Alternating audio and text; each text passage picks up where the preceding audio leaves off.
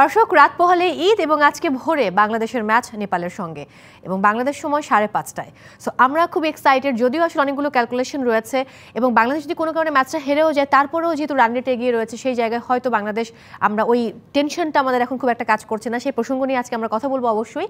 But সবচেয়ে বড় ব্যাপার হচ্ছে যে এই গ্রুপ পর্ব শেষ করে সুপার 8-এ গিয়ে বাংলাদেশ খেলবে, যদিও প্রথম ম্যাচটা অস্ট্রেলিয়ার সঙ্গে, এরপর ইন্ডিয়ার সঙ্গে, সেটা একটা ভাবনার জায়গা। তবে তারপরও আমার মনে হয় যে প্রথম পার্টটা যেহেতু বা প্রথম ধাপটা যেহেতু পার হয়ে গেছে টাইগাররা, সেটা আমাদের জন্য একটা স্বস্তির বিষয় এবং কালকের ম্যাচটা জয়লাভ করতে পারলে কিন্তু ঈদটা খুব ভালো কাটবে। আমরা আনন্দ নিয়ে, জয়ের আনন্দ নিয়ে ঈদ উদযাপন করবো। দর্শক সবাইকে ওয়েলকাম করছি ডিবিসি নিউজের বিশেষ আয়োজন বেলামে প্রেজেন্স ব্যাটে বলে বিশ্বকাপে, powered by Jamuna electronics, SSRM still and ADN telecom.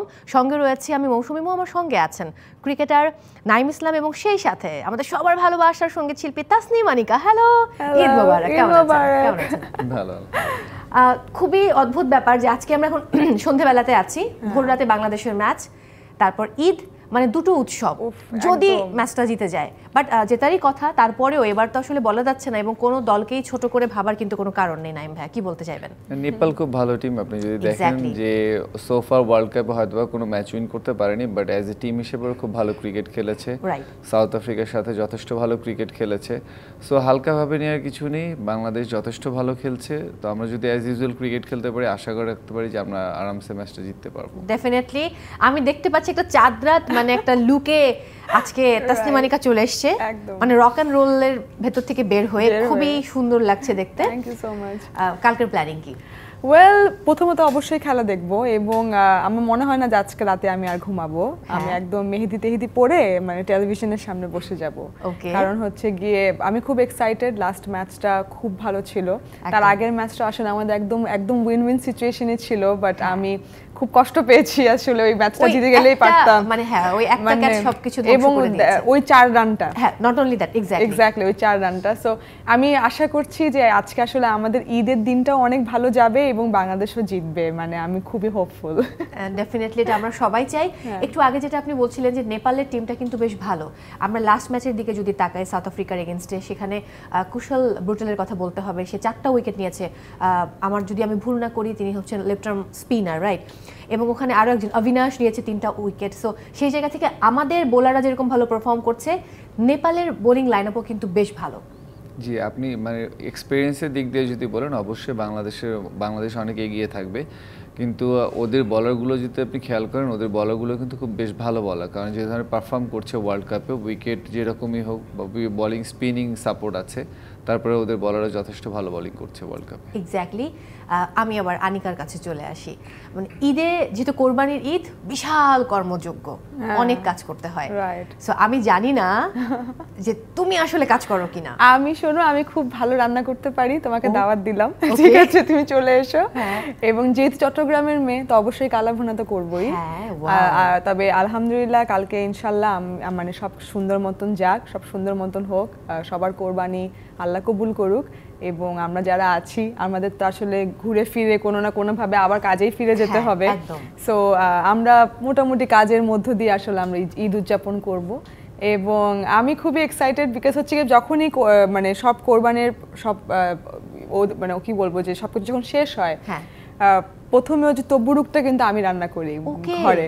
So আমি কালকে আসলে কি কি রান্না করব, কি কি লাগবে, এরপরে শেষ করে আসলে আমি বাজার করতে যাব। সো এই দিনগুলো আসলে পরিবারের সাথে আমার কাটানো হয়। That's great. আমি এখনো শপিং করিনি, শেষ করে তারপর চলো প্লিজ। আজকে যা আমাদেরকে দিবে খাম, এটা নিয়ে আমরা শপিং এ যাব। একদম খাম রেডি রাখবেন প্রোডিউসার, আমরা একটু ভারী করে রাখবেন। একটু ভারী করে রাখবেন। আচ্ছা, নাইমের কাছে যেতে চাই। টপ অর্ডার কাজই করছে না আমাদের, একদম শুরু থেকে আমাদের দশা একই রকম অবস্থা। সো যদি টপ অর্ডারের প্রসঙ্গে যাই, যদিও মিডল অর্ডারে ভালো, গত ম্যাচে আমরা দেখেছি সাকিব দুর্দান্ত করেছে, 46 বলে 64 রানস, এবং বাকিরা মাহমুদুল্লাহ রিয়াদ শুরু থেকেই তিনি আসলে ভালো করছেন। তৌহিদ যদিও আসলে গত ম্যাচে রান করতে পারেনি, বাট তামিম সেটাকে কভার করেছেন। সো টপ অর্ডার নিয়ে কি বলতে চাইবেন? টপ অর্ডার মানে আমাদের টিমের জন্য খুবই ইম্পর্টেন্ট যে টপ অর্ডার রান করা, কিন্তু আপনি সোফার যদি ওয়ার্ল্ড কাপ দেখেন, ওয়ার্ল্ড কাপে কিন্তু টপ অর্ডার প্রত্যেকটা টিমে যদি খেয়াল করেন, টপ অর্ডার ব্যাটসম্যানরা ওইভাবে আহামরি কেউ পারফর্ম করেনি। ইভেন বিরাট কোহলিকে যদি আপনি দেখেন, বিরাট কোহলি কিন্তু লাস্ট 3 ম্যাচে কোনো রান করেনি ওইভাবে, মানে এক্সপেকটেশন অনুযায়ী। সো আমাদের টপ অর্ডারদের হ্যাঁ ভালো পারফর্ম করছে না, তারা মানে একটু সময় নেওয়া উচিত। নেপালের সাথে খেলা ম্যাচটা ওদের বলার তুলনামূলক বলতে গেলে যে অন্য টিমের তুলনায় একটু সহজ থাকার কথা। সো যদি একটু সময় নিয়ে খেলে, একটু লম্বা সময় ব্যাটিং করার চেষ্টা করে, একটা লম্বা রান করে, তাহলে আমার মনে হয় নেক্সট ম্যাচগুলোতে কাজে লাগবে। কি কি স্ট্র্যাটেজি ফলো করা উচিত বাংলাদেশ টিমের আগামীকাল সকালের ম্যাচ নিয়ে?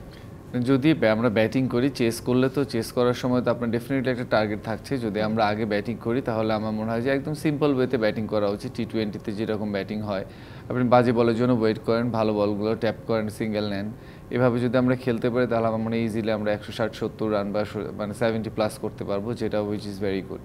ওকে, এবং আপনি মনে করছেন যে 170 হলে এটা চেস করাটা একটু কঠিন হবে? আমাদের যে বলারে যে ধরনের ফর্মে আছে, আমাদের টিমের সাথে 170+ রান চেস করা আসলে ডিফিকাল্ট হবে। শরীফুলের প্রসঙ্গে একটু যাব। আমাদের বাকি ফার্স্ট বোলাররা খুব ভালো করছে, জুনিয়র সাকিব দুর্দান্ত করছে, তাসকিন, মুস্তাফিজ প্রত্যেকে। সো শরীফুলকে যদি আনতে হয় কি মনে করেন যে আসলে কি শরীফুলকে অ্যাড করবে, যেহেতু তার এখানে হাতের মধ্যে আসলে স্ট্রিচ রয়েছে, সেটা রিকভার করে তিনি আবার মানে ফিরবেন খেলাতে, তো সেটা কি রিস্ক হয়ে যায় নাকি আসলে যেই লাইন আপ আছে উইনিং কম্বিনেশন সেটা নিয়েই বাংলাদেশ খেলতে চাইবে? সাকিব যে ধরনের পারফর্ম করছে, আমাদেরকে এখন শরীফুলকে ফেরানোর জন্য কোনো তাড়াহুড়া নেই। সো আমরা যদি শরীফুল 100% ফিট হয়, এবং সে বেশ কিছুদিন কিন্তু খেলার মধ্যে ছিল না, ফিট হয়ে সে যদি 100% দিতে পারে তাহলে হয়তো বা শরীফুল একটা অপশন আসবে। তাছাড়া আমার মনে হয় না যে এই সময় আপনার উইনিং কম্বিনেশন চেঞ্জ করার কোনো দরকার আছে। স্পিনের ক্ষেত্রে যদি বলি, সাকিব আল হাসান রয়েছেন, আমাদের রিশাদ রয়েছেন, সেই জায়গায় কি মনে হয় যে একজন স্পিনার বেশি নিয়ে মানে বাংলাদেশ খেলতে চাইবে? স্পিনার আমার মনে হয় না, কারণ যে ধরনের উইকেটে খেলা হচ্ছে আপনার আর্লি উইকেট যেতেই পারে, এটা খুব সিম্পল একটা মানে জিনিস। সো ব্যাটিং ডেপথ যদি আপনার বেশি থাকে, অফ স্পিনার হিসেবে আপনি রিয়াদকে পাচ্ছেন ওখানে, সো আমার মনে হয় যে এক্সট্রা একটি স্পিনার আপনার দরকার হবে। এক্স্যাক্টলি। আমি আনিকার কাছে আবারও চলে যাব। অনেক গল্প রয়েছে ক্রিকেট নিয়ে, গানের গল্প আছে, এই সেটে আমরা ভিডিও রিল বানিয়েছি গান নিয়ে, হ্যাঁ সেই গানের কথাও আমরা ভুলতে পারি না। এবং আনিকার জীবনে অনেক গল্প, সে আসলে ক্রিকেট খেলা দেখতে গিয়ে হসপিটালও অ্যাডমিট হয়েছি। হ্যাঁ, আমি আগে কোন গল্প শুনবো? এটা যখন মনে করিয়ে দিয়েছে এটাই বলবো নাকি? এটাই বলি। আচ্ছা, এটা খুব মজার একটা স্টোরি। সেটা হচ্ছে যে এই কিছুদিন আগে তো আমরা খেলা দেখলাম বাংলাদেশ এবং নেদারল্যান্ডের মধ্যে। সো এর আগে যখন একবার ম্যাচ হয়েছিল সেটা ইউএইতে হয়েছিল, এবং যেখানে তামিম ইকবাল হচ্ছে গিয়ে একটু ইনজিওর্ডও হলো, এবং সে তারপর ওই অবস্থায় খেলেছিল। সো ওই ম্যাচটা দেখার আমার সুযোগ হয়েছে। তার ঠিক আগের দিনে আমাদের কনসার্ট ছিল, এবং আমি যথারীতি আমার বেস্ট ফ্রেন্ড প্রতীক হাসান, আমরা দুইজন মিলে স্টেডিয়ামে গিয়ে ম্যাচ দেখতে গেছি। তো যেটা হয় যে ওখানে যা অনেক রকমের খাওয়া দাওয়া হয় আসে না গ্যালারিতে, তো যাই আসছিল আমি সবই খাচ্ছিলাম, লাইক যেটা পাচ্ছিলাম সেটা। হ্যাঁ, মানে আমি এত বেশি হ্যাপি ছিলাম, এক্সাইটেড ছিলাম। হ্যাঁ, সো একটা পর্যায়ে একটা গোলা আইসক্রিম আছে না, অনেকগুলো কালার্স দেওয়া থাকে। সো আমাকে কিন্তু প্রতীক নিষেধ করেছে যে ব্রো দেখ তুই সব খাইছিস, আমি মানলাম এটা খাইস না। আমি বললাম যে কেন খাবো না, বাংলাদেশ অনেক ভালো খেলতেছে, এটাই খাবো, ঠিক আছে। আর কোনো কথাই না, ওর দামও জিজ্ঞেস করি না, আমি জাস্ট ওর হাত থেকে নিয়ে খাওয়া শুরু করছি। হ্যাঁ, খাবার পরে ঠিক 5-10 মিনিট পরে হঠাৎ করে লাইক সবাই, মানে তামিম ইকবাল খুব ভালো খেললো, খুব ভালো একটা রান করলো, সবাই চিৎকার করে উঠলো বাংলাদেশ। আমি পেটে হাত দিয়ে বলি কি বাংলাদেশ। একটা পর্যায়ে ব্যথা সহ্য করতে না পেরে আমি লিটারেলি মাটিতে পড়ে গেলাম। আমাকে ওইখান থেকেই একদম অ্যাম্বুলেন্সে করে দুবাই হসপিটালে নেওয়া হলো। আমার খুব বাজে লেভেলের একটা ফুড পয়জনিং হয়ে গেছিল, আমাকে পুরো টেনোলা দিয়ে আমাকে হচ্ছে গিয়ে স্যালাইন ট্যালাইনের বিশাল একটা অবস্থা। বাট আমি শুনেছি, আমাকে প্রতীক ভাই বলছিল যে হসপিটালে থাকা অবস্থায় সবাই যখন মজা করছে আমি তখন হসপিটাল থেকে পালিয়ে গিয়েছি, আমি বের হয়ে চলে আসছিলাম, বিকজ আমাকে ডক্টর কোনোভাবেই আসতে দিচ্ছিল না। সে নানান রকমের আরো অনেক টেস্ট, না এভাবে এই রিস্ক নেওয়া যাবে না বিকজ আপনি টুরিস্ট, সো আমরা এই রিস্ক নিতে পারবো না। সো অনেক রকমের টেস্ট হাবি যাবি আমাকে যে বসিয়ে রেখেছে, এই স্যালাইনও শেষ হয় না। এইদিকে তো সবাই লিটারালি যারা বাংলাদেশিরাও ছিলাম তারা তো আছে, এবং ওই দিন খেলাটা আমরা জিতেছিলাম, সবাই মিলে আনন্দ করছে। আমি একটা পর্যায়ে জাস্ট কেনোলাটা খুলে ডাক্তারকে বললাম যে আমি আর থাকবো না, বলে আমি আমার সাথে যে ছিল বিলটা পে করেন তাতে বলে বেরিয়ে এসেছি, আর কোনো কথাই বলি নাই ওর সাথে। আমি আবার গল্পে ফিরবো। সো শান্তর প্রসঙ্গে আমি যেতে চাই, শান্তর ক্যাপ্টেন্সি, শান্তর পারফরমেন্স নিয়ে কি বলবেন? ক্যাপ্টেন্সির আমি বলবো যে ঠিক আছে, ক্যাপ্টেন্সি সাকিবের ভালো সাপোর্ট আছে, হাতুরা সিংও মানে খুব অর্গানাইজড একজন কোচ, ভালো সাপোর্ট করে। আমি যেটা বলবো যে একটা টিমের জন্য ক্যাপ্টেনের পারফর্ম করাটা খুব ইম্পর্টেন্ট। সো ফার শান্ত যেটা করতে পারেনি, এই জন্য আমাদের শান্তর পারফরমেন্সটা খুব ইম্পর্টেন্ট। অ্যাজ এ ক্যাপ্টেন হিসেবে যদি পারফর্ম না করে তাহলে টিমের প্রতি বড় ইম্প্যাক্ট পড়ে এটা। এক্স্যাক্টলি, সেটা একটা অনেক বড় ফ্যাক্ট, বাট শান্তর ফিরে আসাটা কিন্তু খুব জরুরি। আমার মনে হয় যে নেপালের সাথে যে ম্যাচটা আছে এই ম্যাচটা খুবই ভালো অপশন ওর জন্য। যদি এই ম্যাচটা একটু সময় নিয়ে লম্বা একটা রান করতে পারে তাহলে বাংলাদেশের জন্য ভালো হবে, শান্তর জন্য ভালো হবে। এক্স্যাক্টলি। আমরা গত ম্যাচে 17 ওভারটার কথা নিশ্চয়ই কেউ ভুলিনি, মুস্তাফিজের দারুণ বোলিং। আমরা চাই মানে হয় না যে কম্পিটিশনের একটা ব্যাপার থাকে না, আমার কাছে মনে হয় যে বাংলাদেশের সাথে ইন্ডিয়ার একটা কম্পিটিশন সবসময় লেগেই থাকে এবং ওটাই I don't know about Australia, but আমি চাই যে ইন্ডিয়াকে হারায়। ওকে, আমরা একটা টিম হারায় ফেলে মিরাকেডি কত ভালো হতো। ও সেটা তো স্বপ্নের মতো। একটা গান শুনি, গান শুনে ব্রেকে যাব। হ্যাঁ আচ্ছা, কি গান শুনবি? আজকে খেলার গান তো এর আগেও শুনিয়েছি, আজকে তো অন্যরকম একটা কোনো কিছু শোনাই। শিওর, বাট খেলার গান জমে খুব ভালো, ওটা পরে শোনাবো। হ্যাঁ শিওর শিওর শিওর। কি নামে ডেকে বলবো তোমাকে, মন্দ করেছে আমাকে ওই দুটি চোখে। কি নামে ডেকে বলবো তোমাকে, মন্দ করেছে আমাকে ওই দুটি চোখে। আমি যে মাতাল হাওয়ারি মতো হয়ে যেতে যেতে পায়ে পায়ে গেছি জড়িয়ে। আমি যে মাতাল হাওয়ারি মতো হয়ে যেতে যেতে পায়ে পায়ে গেছি জড়িয়ে। কি করে ভেবে যে মরি বলবে কি লোকে, মন্দ করেছে আমাকে ওই দুটি চোখে। কি নামে ডেকে বলবো তোমাকে, মন্দ করেছে আমাকে ওই দুটি চোখে। Thank you. আমি একটা ছোট্ট ব্রেক নিয়ে এক্ষুনি ফিরে আসছি। দর্শক, সময় হয়েছে বিরতি নেবার। আপনারা দেখছেন বেলামে প্রেজেন্স ব্যাটে বলে বিশ্বকাপে, power by Jamuna Electronics, SSRM Steel and ADN Telecom. দর্শক, ফিরে এলাম ব্রেক থেকে। সবাইকে আরও একবার ওয়েলকাম করছি বেলামে প্রেজেন্স ব্যাটে বলে বিশ্বকাপে, power by Jamuna Electronics, SSRM Steel and ADN telecom. সঙ্গে রয়েছে মৌসুমী মো, আমার সঙ্গে আছেন আমাদের ভালোবাসার ক্রিকেটার নাইম ইসলাম, এবং সেই সাথে রয়েছেন আমার ভীষণ প্রিয় সঙ্গীত শিল্পী তাসনিম আনিকা। হ্যালো, ফিরে এলাম ব্রেক থেকে। স্ক্রিনে অলরেডি কিন্তু দেয়া আছে কার্ড, দেখতে পাচ্ছি কুশল ব্রুটেল, এবং সাউথ আফ্রিকার এগেনস্টে যিনি 4টা উইকেট পেয়েছেন, 19 রান দিয়েছেন মাত্র 4 ওভার, এবং খুবই দারুণ একজন লেগ স্পিনার। কি বলতে চাইবেন ভাইয়া? অনেক ভালো বোলিং করেছেন উনি।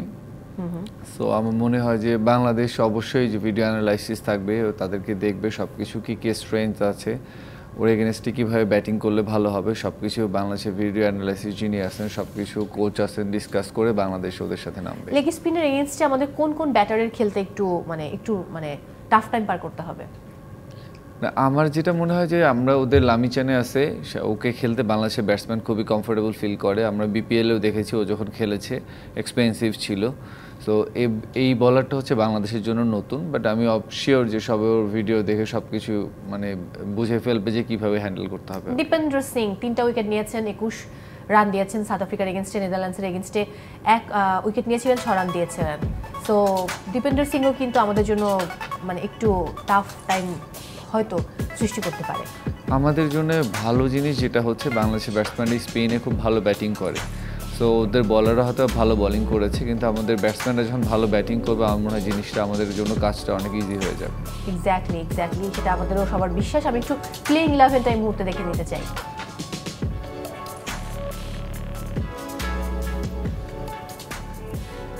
বাংলাদেশের প্লেইং 11টাই ফার্স্টে দেখবো। তানজিদ হাসান তামিম, লিটন দাস, নাজমুল শান্ত, তাওহিদ হৃদয়, সাকিব আল হাসান, মাহমুদুল্লাহ রিয়াদ, জাকের আলী, তাসকিন আহমেদ, রিশাদ হোসেন, তানজিম হাসান সাকিব, মুস্তাফিজুর রহমান। যদি আমি আসলে একটু অপোনার বাদ রাখি তাহলে তাওহিদ হৃদয়, সাকিব আল হাসান, মাহমুদুল্লাহ রিয়াদ, জাকের আলী লাস্ট ম্যাচে যদি আমি ভুল না করি 7 বলে 14 করেছিল, অপরাজিত ছিল। সো এইখান থেকে যদি তানজিদ তামিম ভালো রান করেছে লাস্ট ম্যাচে, বাট যদি লিটন দাস ক্লিক করে, তিনি আসলে ফিরে আসেন, তার জৌলুস দেখাতে পারেন, তাহলে হয়তো আমরা একটা অন্যরকম স্ট্রং একটা জায়গা পাবো। কি মনে হয়? অবশ্যই লিটনের মতো খেলতে পারে তাহলে তো অবশ্যই বাংলাদেশ অনেক বেনিফিটেড হবে, বাট যে ধরনের উইকেটে ওয়ার্ল্ড কাপ খেলা হচ্ছে সোফার, লিটন যে ধরনের ব্যাটসম্যান, এই ধরনের উইকেটে ওর একটু ব্যাটিং করাটা টাফ। মানে ড্রপিং উইকেটটা খুব ঝামেলা করছে। ড্রপিং উইকেটে হচ্ছে কি আপনার বাউন্সটা আনইভেন, বল যখন এক এক বল এক এক ধরনের বাউন্সে আসছে তখন আপনার জন্য ওই বলটা হ্যান্ডেল করা একটু টাফ হয়ে যায়। সো শুধু লিটন না, আপনি সব টপ অর্ডারকে খেয়াল করে দেখেন, প্রত্যেকটা টিমে আপনি দেখবেন পাওয়ার প্লেতে 2, 3, 4টা পর্যন্ত উইকেট চলে গেছে। সো ওই হিসেবে আমি বলবো যে বাংলাদেশের ব্যাটসম্যানরা খারাপ করছে টপ অর্ডার, সেটা অবশ্যই সত্যি, বাট পুরো দোষ যে শুধু ওদের বা টেকনিক্যালি কোনো প্রবলেম হচ্ছে তা না, মানে উইকেটে তো এখানে একটু দোষ আছে, সাথে ওরা যদি ভালো খেলে তাহলে বাংলাদেশের জন্য অনেক ভালো। এক্স্যাক্টলি।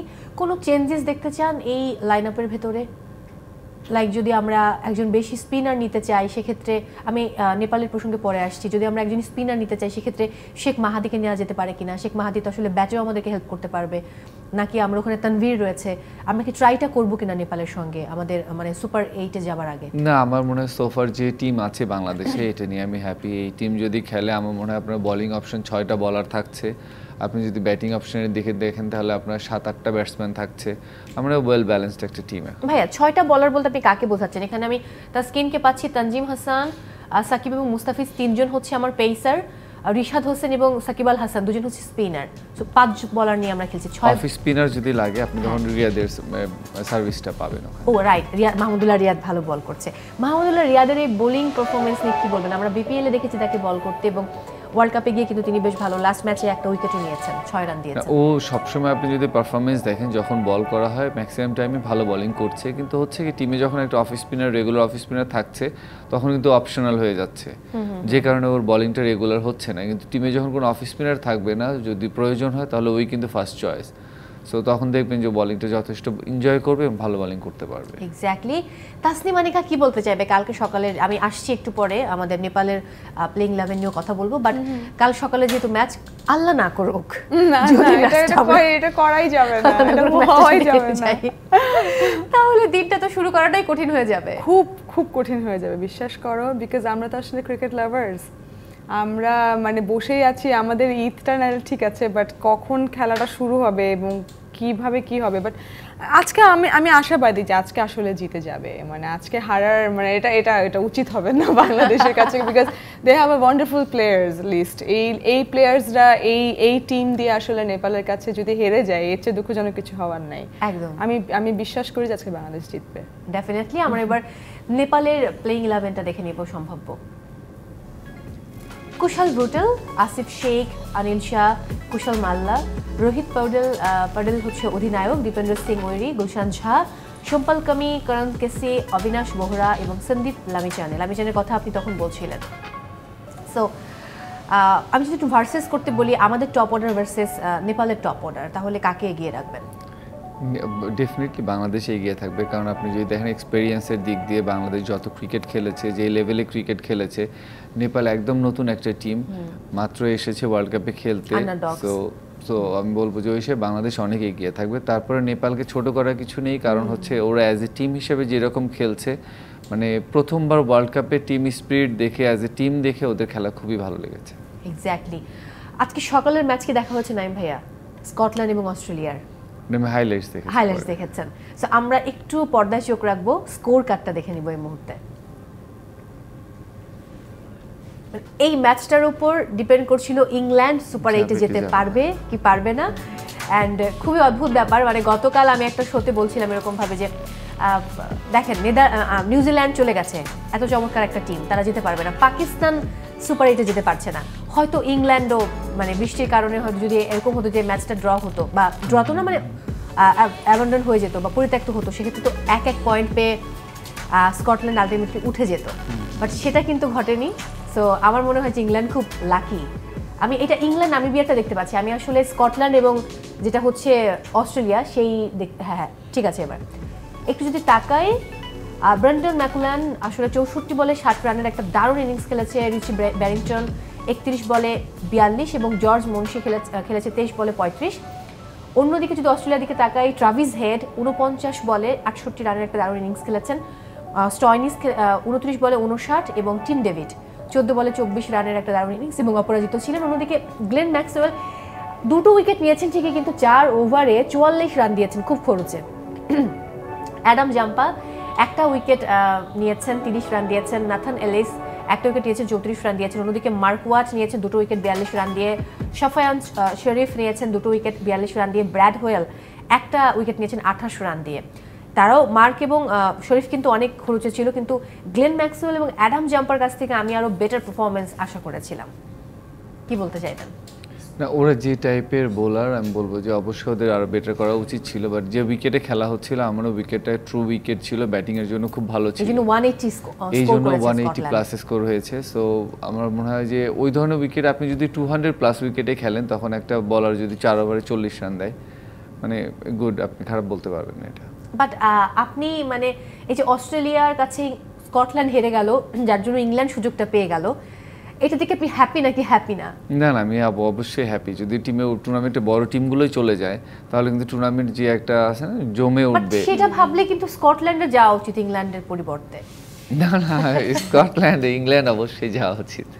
বাট ইংল্যান্ড তো যাচ্ছে, বাট স্কটল্যান্ড যেতে পারছে না। আমার একটু খানিকটা মন খারাপ, যদিও আমার অনেকগুলো দলের জন্য খুব খারাপ লেগেছে। যেমন আমি যখন ভাল্লা, সম্ভবত আমি ভুল না করলে, পাপুয়া নিউগিনির যেই ক্যাপ্টেন, ও যখন আসলে পোস্ট ম্যাচ প্রেজেন্টেশনে কথা বলছিল, আমার ভীষণ কান্না পেয়েছিল ওকে দেখে। মানে কেন আমি জানি না, যে এমনটা না হলেও পারতো। আমি এবার আনিকাপুর কাছে চলে যাব, গানের গল্পে যেতে চাই একটু। মানে নতুন করে কি কি গান করা হয়েছে, যেহেতু কোরবানির ঈদ কালকে, নতুন কোনো কাজ এসেছে কিনা সেটা সম্পর্কে একটু জানতে চাই। ওয়েল, অফ কোর্স এসেছে আমার একটা কাজ, ইনফ্যাক্ট আসছে, কারণ হচ্ছে একটি ওটিটি ফিল্ম হয়েছে, সেটার নাম হচ্ছে পয়জন, এবং আমরা কাস্টিং হিসেবে দেখতে পাচ্ছি তানজিন তিশাকে। She did an incredible job. এবং ওই ওটিটি ফিল্মের যে টাইটেল ট্র্যাক পাপ, ওই গানটা আমার করা হয়েছে। সো ইটস অলরেডি রিলিজড যে ওটিটি প্ল্যাটফর্মে, ইয়েস, ওটাতে অলরেডি রিলিজড। এবং বাট হচ্ছে কমন যে সোশ্যাল মিডিয়াগুলো আছে লাইক ফেসবুক, ইউটিউব, এটা খুব শীঘ্রই ঈদের মধ্যে হচ্ছে গিয়ে এই গানটার আকারে ফুটেজগুলো সহ সবাই পেয়ে যাবে ভিডিও আকারে। ওয়াও, আমার গানটা খুব শুনতে ইচ্ছে করছে। গানটা খুবই একটা রকিং ঘরানার একটা গান, একটা রক ঘরানার গান। সো একটু সবাই আসলে আমার কাছ থেকে এক্সপেক্টই করে যে আমি একটু পপ রক, মেলো রকই করব। সো এই এক্সপেকটেশন অনুযায়ী আসলে আমার গানটা করা হয়েছে। একটু কি শোনানো যাবে? ওয়েল, এটা একটু ইয়া থাকুক, একটু সারপ্রাইজ থাকুক, বিকজ আমি এটা সবার সামনে একটু সুন্দরভাবে আনতে চাই। ওকে, নো প্রবলেম। কাজটা খুব দারুণ, আমি পোস্টার দেখেছি, ফার্স্ট লুক দেখেছি, খুবই ওয়াও, খুব সুন্দর। হ্যাঁ, এবং বললাম যে যিনি অ্যাক্ট্রেস আছেন উনি খুব সুন্দর কাজ করেছেন। একদম, তানজিন তিশা খুব দারুণ অ্যাক্টিং করেন, এই বিষয়ে কোনো সন্দেহ নেই। তবে আমি অন্য একটা গান শুনতে চাই, তারপর ব্রেকে যেতে চাই। শিওর, অন্য একটা গান আছে, ঠিক আছে, তাকে 2 লাইন করি, বিকজ ক্রিকেটের গানটা লাস্টে করব। ওকে। ওলির কথা শুনে বকুল হাসে, কই তাহার মতো তুমি আমার কথা শুনে হাসো না তো। ধরার ধুলিতে যে ফাগুন আসে, কই তাহার মতো তুমি আমার কাছে কভু আসো না তো। 2 লাইন করে শেষ করে দিলাম, পরে হচ্ছে কি ক্রিকেটের গানটা করব। ওকে, লাস্ট পার্টে আমি একটা ছোট্ট করে ব্রেক নিয়ে ফিরে আসছি। দর্শক, সময় হয়েছে আরেকটি বিরতি নেবার। আপনারা দেখছেন বেলামে প্রেজেন্স ব্যাটে বলে বিশ্বকাপে, powered by Jamuna electronics, SSRM still and ADN Telecom. Welcome back. বেলামে প্রেজেন্স ব্যাটে বলে বিশ্বকাপে, powered by Jamuna electronics, SSRM still and ADN telecom. সঙ্গে রয়েছে মৌসুমী মোহাম্মদ, সঙ্গে আছেন ক্রিকেটার নাইম ইসলাম, এবং সেই সাথে রয়েছেন সঙ্গীত শিল্পী আমাদের সবার ভালোবাসার তাসনিম আনিকা। এবং এই মুহূর্তে আমাদের সঙ্গে যুক্ত হবেন আমাদের মানে হীরার টুকরো, আমরা সবাই তাকে ভীষণ ভালোবাসি। তিনি এই মুহূর্তে ওয়েস্ট ইন্ডিজে রয়েছেন। ঈদ মোবারক হীরা ভাই, কেমন আছেন? ঈদ মোবারক হীরা ভাই, আপনাকে সুন্দর লাগছে, আপনি গ্লো করছেন অনেক। আপনি কোনটার উত্তর দিবেন আগে? আমাদের যেটা হয়েছে যে আজকেও ঈদ বলতে হবে, ঈদ মোবারক। এবং এখানে স্থানীয়ভাবে কালকেও আগামীকালও ঈদ উদযাপনের কথা শুনেছি। অর্থাৎ আজকে সৌদি আরবের যারা অনুসারী, সৌদি আরবের ঈদ পালন করে, তাদের মতো করে আজকে ঈদ পালন করেছে অনেকে। বিশেষ করে বাংলাদেশ দল আজকে কিন্তু ঈদ উদযাপন করছে। তারা ঈদে নামাজ পড়েছে সকাল সকাল, এবং সেই ছবিগুলো বেরোচ্ছে। একটু পরে হয়তো আমরা ভিডিও দেখাতে পারবো, স্টিল ছবি তো বেরিয়েছেই। আমরা একটু কনফিউজ ছিলাম রাত পর্যন্ত যে বাংলাদেশ দল কি আজকে নাকি আগামীকাল। অর্থাৎ আগামীকাল কিন্তু চাঁদ দেখার উপর নির্ভর করে এখানে ঈদ উদযাপন করে, আর আজকে যারা উদযাপন করছে তারা সৌদিতে ঈদ উদযাপনের মধ্য দিয়ে ওই অনুসারীরা করছে। তো বাংলাদেশ দলের আজকে যেহেতু খেলা রয়েছে এখানকার সময়, স্থানীয় সময় রাতে, তাই এবং আগামীকাল যেহেতু ট্রাভেল করবে তারা, যে কারণে আজকেই তারা ঈদ উদযাপন করেছে এবং ঈদ উদযাপন করছে এবং নামাজ পড়েছে এমনভাবে যে হোটেলের পাশেই একটা জায়গা বেছে নিয়েছে, যে জায়গাতে তারা নামাজের স্থান বানিয়েছে এবং স্থানীয়ভাবে একজনকে তারা খতিব হিসেবে, এবং সেই খতিবকে ইমাম রেখে তারা যেভাবে ঈদের নামাজ পড়ে সেই খুতবা পাঠের মধ্যে দিয়ে ঈদের নামাজ পড়ে সেই আদায় করেছে। কিন্তু আমাদেরও কিছু আয়োজন রয়েছে মৌ, আমরা যদি একটু বলতে দিতেন। আমরা কিন্তু বেশ অন্যরকম ভাবে, যেহেতু বাইরে আমরা একই সাথে 17 জন একই জায়গায় আমরা অবস্থান করছি, এই ক্যাসে ভিলা অ্যাপার্টমেন্ট যেটি মাঠের কাছাকাছি দূরত্বে, সেখানে আমরা যে উদ্যোগ নিয়েছি সেটা হলো যে আমরা আগের রাতে অর্থাৎ গত রাতে আমরা একটা খাসি কিনেছি আমরা কোরবানির জন্য এবং হালাল ওয়েতে আমরা কোরবানি দিয়েছি এবং সেটির আমরা আজকে খাওয়া দাওয়া হবে দুপুরে এবং আমরা প্রায় 17 জনের সঙ্গে আরো 20 জনকে আমরা দাওয়াত দিয়েছি যারা অন্যান্য জায়গায় আছেন। আবার স্থানীয় দুই একজন বাংলাদেশের সঙ্গে আমাদের পরিচয় হয়েছে যারা ত্রিনিদাদ থেকে এসেছেন, তারাও এর সঙ্গে যুক্ত হবেন। তারাই আসলে মূলত আমাদেরকে সহযোগিতা করেছেন কোথায় আমরা ছাগল পাবো, কোথায় কিভাবে জবাই দিতে পারবো এবং কিভাবে রান্নাবাড়ি হবে।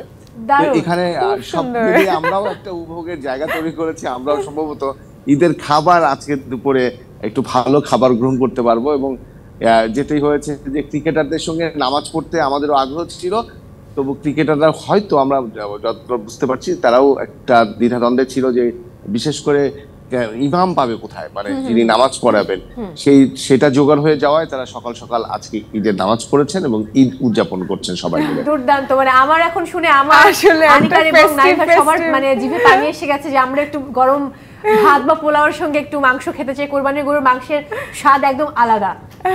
সো অনেক ধন্যবাদ। আমরা বেশ কয়েকটি আইটেমও রেখেছি।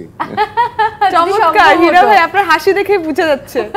এখন কয়টা বাজে স্থানীয় সময়?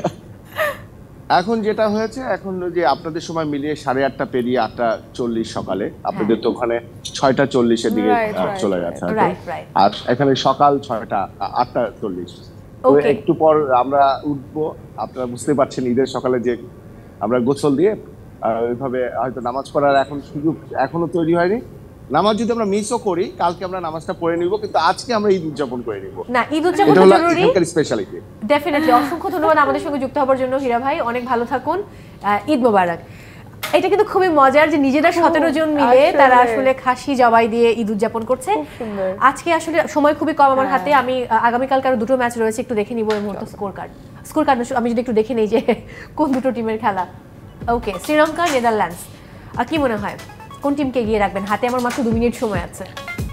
আমি বলবো 50-50 চান্স। 50-50 চান্স শ্রীলঙ্কা। ওকে, নেক্সট নিউজিল্যান্ড এবং পাপুয়া নিউ গিনি। এগুলো আসলে নিয়ম রক্ষার ম্যাচ, এই ম্যাচে লাভ লোকসান বলে কিছু নেই। কোন টিম দিকে? নিউজিল্যান্ড।